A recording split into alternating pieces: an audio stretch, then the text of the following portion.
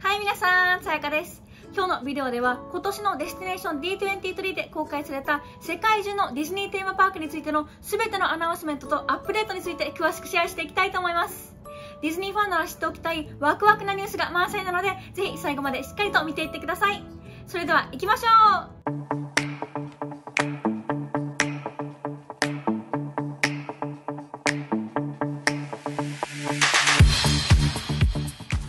それではまず簡単にデスティネーション D23 についてですが、デスティネーション D23 は毎年開催されるディズニーファンのためのイベントで、今後のディズニーパークについてのニュースやアップデートが公開されます。そして今年も世界中のディズニーテーマパークにやってくる新しいグリーティング、アトラクション、エクスペリエンス、そして新しいランドなどたくさんの情報が公開されたので、早速ニュースに入っていきたいと思います。少し前に2024年にウォルト・ディズニー・ワールド、ディズニーランド、そしてディズニーランド・パリにあるスターツアーズに新しいシーンが追加されることが発表されましたが、さらにアソーカーがこの人気アトラクションの一部になることが発表されました。アソーカーのシリーズは今私たちも見てて2人とも釘付けなので、この新しいアソーカーのシーンがどんな感じになるのかすごく楽しみです。そして次に今年新しいディズニー映画「ウィッシュ」が公開されますが、映画の主人公アシャがもうすぐエプコット、ディズニーランド、そしてディズニーランドパリにやってくるそうです。そして香港ディズニーランドには今世界初のアナと雪の女王がテーマになったランドが建設されていますが、この新しいランドのプレビューが公開されました。ワールド・オブ・フローズンはもうすぐ完成に近づいていて、公式には11月20日にオープンします。そしてフローズンのエリアがやってくるのは香港ディズニーランドだけではありません。ディズニーランドパリのウォルト・ディズニー・スタジオ・パークにもフローズンのランドが建設されていて、アナとエルサのキングダムのプレビューが公開されました。このエリアは今後予定されているウォルト・ディズニー・スタジオ・パークの拡張の一部で、他の詳細についてはまた今後紹介されます。そしてもう一つフローズンのランドがやってくるパークが東京ディズニーリゾートです。正確に言えば東京ディズニーシーです。ディズニーシーにオープンする8個目のテーマポートであるファンタジースプリングスには、アナと雪の女王がテーマのフローズンキングダムの他にもラプンツェルの森、ピーターパンのネバーランドがオープンします。最近ファンタジースプリングスについて公開されている情報について詳しく説明したビデオを作ったので、ファンタジースプリングスについてもっと詳しい情報が知りたい方はそちらのビデオをチェックしてみてください。そしてさらに上海ディズニーランドにオープンする新しいズートピアランドのプレビューも公開されました。ズートピアランドにはトラックレスのダークライド、ズートピアホットパースートというアトラクションのほか、ズートピアがテーマになったフードロケーションやショップもオープンします。ズートピアランドの正確なオープン日はシェアされませんでしたが、今年末のオープンになることが予想されているそうです。ディズニークルーズラインについてもたくさんの情報が公開され、なんと今ディズニーは3つのディズニークルーズラインのシップを建設中であることが発表されました。今6つ目のシップ、ディズニートレジャーのオープンが期待されていますが、ディズニートレジャーの次の7つ目のシップはディズニーアドベンチャーという名前になるそうで、今現在ドイツで船が建設中です。ディズニーアドベンチャーはシンガポールから出港し、東南アジアを巡る初めてのディズニークルーズラインシップになるそうです。またキャストウェイキーに次ぐ2つ目のバハマ諸島にできるディズニーのプライベートアイランドについての情報も公開されました。このプライベートアイランドはディズニールックアウトキー、あとライハウスポイントという名前になり、ここにはローカルのアーティストやデザイナーとのコラボレーションで作った建築が特注されます。それでは次にディズニーランドリゾートのニュースです。去年の D23 ではディズニーカリフォルニアアドベンチャーのアベンジャーズキャンパスに新しいアトラクションが追加されることが発表されましたが、今年はこの新しくやってくるアトラクションについてのさらなる情報とコンセプトアートが公開されました。このアトラクションの名前についてはまだ公開されていませんが、いろんなマルチバースからやってきたマーベルスーパーヒーローたちと一緒にキングサノスに対立するというストーリーです。そしてコンセプトアートからも見えるように、ヒーローたちは一つの世界からもう一つの世界、また一つのレアリティから別のリアリティにジャンプすることができる車両を作りました。この車両のデザインはトニー・スタークのタイムスーツの要素とザンダリアンのジャンプポイント、そしてワカンダのテクノロジーを組み合わせて作られたもので、この車両は空を通過し、ヒーローたちを瞬時に離れた世界へ送迎することができます。それでは次に皆さんお待ちかねのウォルト・ディズニー・ワールドのニュースに入っていきたいと思います。ウォルト・ディズニー・ワールドのニュースは他のディズニーパークに比べてすごいたくさんあるんですけど、まずはマジックキングダムから始めていきたいと思います。去年の D23 ではウォルト・ディズニー・ワールドのマジックキングダムにあるホーンテッドマンションにハットボックスゴーストというゴーストがやってくることが発表されました。そして去年はハットボックスゴーストがいつやってくるのかまでは発表されなかったんですが、今年の D23 でハットボックスゴーストは11月末にやってくるということが発表されました。ハットボックスゴーストがマジックキングダムにデビューした後はエンドレスホールウェイを過ぎたところで彼を見つけることができるそうです。ちなみに私はハットボックスゴーストについてあまり馴染みがない人のためにハットボックスゴーストについて紹介したショート動画を作ったので、彼についてもっと詳しい情報が知りたい方はディスクリプションにあるその動画をチェックしてみてください。そして次にマジックキングダムのフロンティアーランドにあるカントリーベアジャンボリーに新しい曲が追加されます。日にちはまだ公開されていませんが、カントリーベアジャンボリーは改装のため一時的にクローズし、カントリーベアミュージカルジャンボリーとして2024年に再オープンするそうです。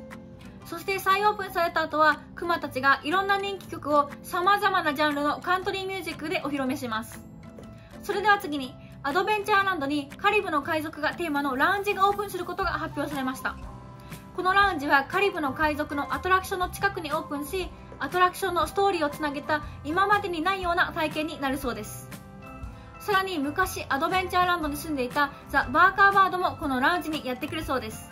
イマジニアたちは今ラウンジのデザインのプロセスの段階にいるそうで、このラウンジについての詳細はまた今後紹介されます。それでは次にエプコットに行きたいと思います。今エプコットのワールドセレブレーションっていうエリアではマルチイヤートランスフォーメーションっていう数年がかりの工事が行われていて、工事の壁がすごいいろんなところにあるんですね。しかしようやく今年の12月にワールドセレブレーションがオープンし、ワールドネイチャーとワールドディスカバリーをつなげます。そしてこのワールドセレブレーションの工事の完了で、このエプコットの数年がかりの工事は完了になります。ということでこの工事の壁はもうなくなります。よかったですそしてエプコットの新しいアトラクションジャーニー・オブ・ウォーター・インスパイアード・バイ・モアナは10月16日に公式にオープンすることが発表されました。ジャーニー・オブ・ウォーターはワールドネイチャーにあるウォークスルーアトラクションです。ワールドネイチャーは自然の美しさとバランスについて学び、それを守ることを目的としたエリアなので、このアトラクションにはぴったりな場所だと思います。また同じ10月16日にモアナのグリーティングもオープンします。モアナはジャーニー・オブ・ウォーターの近くの専用グリーティングスポットでゲストを迎えるそうです。そして今エプコットではエプコットフォーエバーというナイトショーがありますが、12月5日に新しいナイトショールミナス・ザ・シンフォニー・オブ・アスがエプコットにデビューします。これは花火、噴水、レーザー、ライトエフェクト、そして音楽が一体になったナイトショーになるそうです。次にテストトラックがリイマジンされます。リイマジンっていう言葉は、簡単に言えば改装です。そしてリイマジンされたテストトラックのコンセプトアートも公開されました。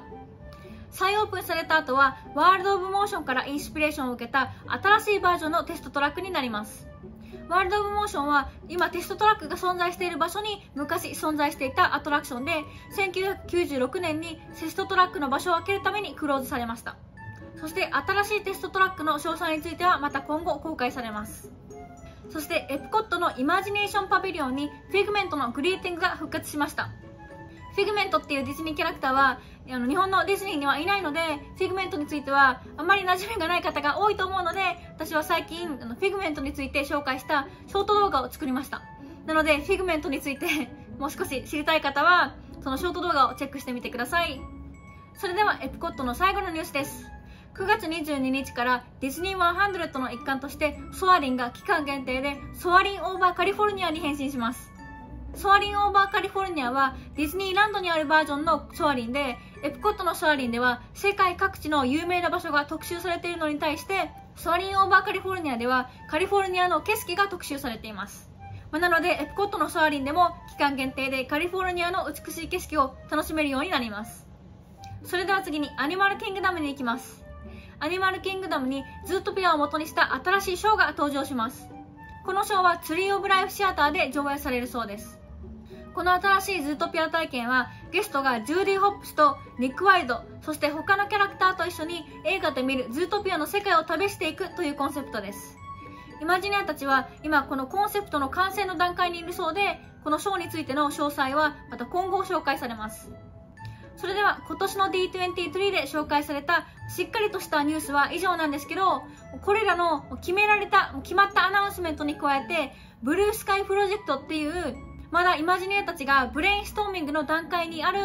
プロジェクトもいくつか紹介されました。まずマジックキングダムについてですが、今イマジニアたちはディズニーワールドのマジックキングダムを拡張してビッグサンダーマウンテンの奥に新しいエリアを作ることを計画しているそうです。このマジックキングダムの拡張はスターウォーズギャラクシーズエッジやパンドラザワールドオブアバターと同じようなスケールのマジックキングダムの過去最大の拡張になります。そしてこの新しくできるランドには新しいアトラクション、レストラン、そしてショーなどが建設される予定です。